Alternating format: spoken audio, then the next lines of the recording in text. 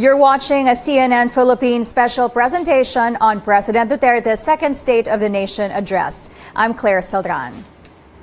All roads lead to the Batasang Pambansa today for President Duterte's speech, and all protests are headed that way too. CNN Philippines is at the heart of the story. Our Rex Remitio is monitoring protesters marching from the Quezon Memorial Circle, and our Ivy Saunar is at Commonwealth Avenue.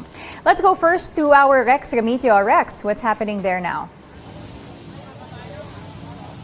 More and more protesters are gathering at Quezon Memorial Circle ahead of President Duterte's second State of the Nation address. Different sectoral groups coming from Central and Southern Luzon have just arrived, and they're coming mostly in batches, and they're now standing on the two outermost lanes of Elliptical Road, inviting motorists to join their protest. And they're holding banners, mostly calling out the armed forces for its so-called militarization of the countryside. And this is also causing moderate to heavy traffic a while ago on the portion of Agrarian Reform Department along Elliptical Road.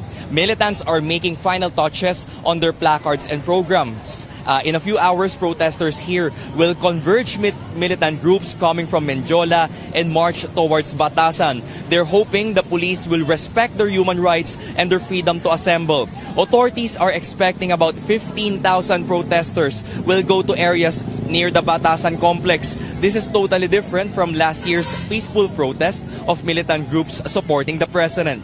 But this time, things have turned the other way around with the collapse of peace talks between the government and communists.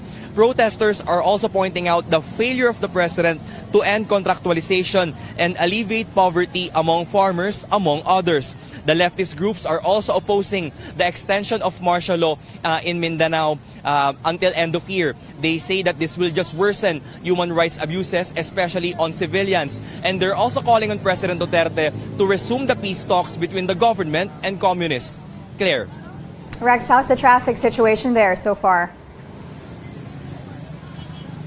Well, as of now, it went back to light to moderate, but a while ago, the picket line of the protesters caused moderate to heavy traffic, and authorities have also allowed 3 lanes on the northbound lane of the Commonwealth Avenue for protesters, but they're only allowed to march until the 200-meter buffer zone from the gates of Batasang Pambansa.